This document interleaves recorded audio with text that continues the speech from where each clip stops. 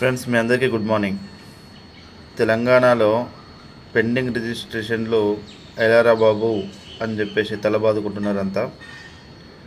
అయితే నిన్న జరిగిన సమావేశంలో క్యాబినెట్ సమావేశంలో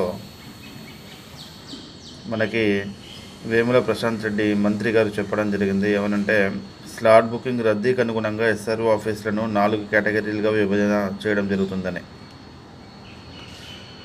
అయితే దీంట్లో A category, B category, C category, D category అని 4 కేటగిరీలు ఉంటాయంట.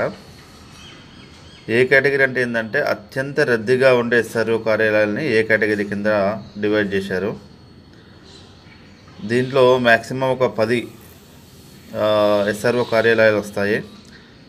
ఏ కేటగిరీ కార్యాలయాలు ఏవైతే ఉన్నాయో అవి మోస్ట్లీ అన్నీ కూడా హైదరాబాద్ చుట్టుపక్కలనే ఉన్నాయి. ఇవన్నీ కూడా బి కేటగిరీ వచ్చేసరికి కొంచెం ఎక్కువ రద్దీగా ఉండేవి ఎస్ఆర్ఓ కార్యాలయాలపై.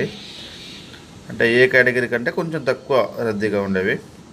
అదొక 10 నుంచి 15 కార్యాలయాలుగా డివైడ్ చేద్దామని చూస్తూ ఉన్నారు. దీన్ని బి కేటగిరీ కింద.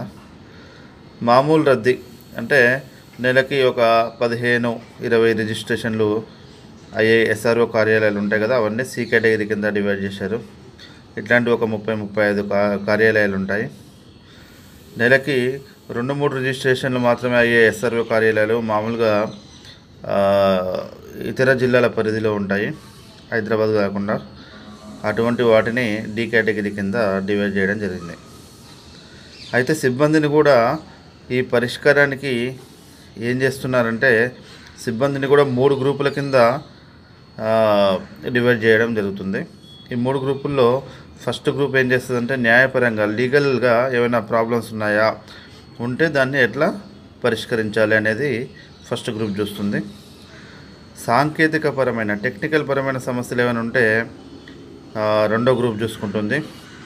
మూడో గ్రూప్ ఏంటంటే ఎస్ఆర్ఓ కార్యాలయాల్లో ఉండి క్షేత్రస్థాయిలో రద్దీని గమనిస్తుంది. ఎంతమంది వస్తున్నారు, రోజు ఎంత రద్దీ ఉంది, ఆ రద్దీకి సంబంధించి డీటెయిల్స్ అన్నీ కూడా సేకరించి సిబ్బందిని సర్దుబాటు చేయడం జరుగుతుంది.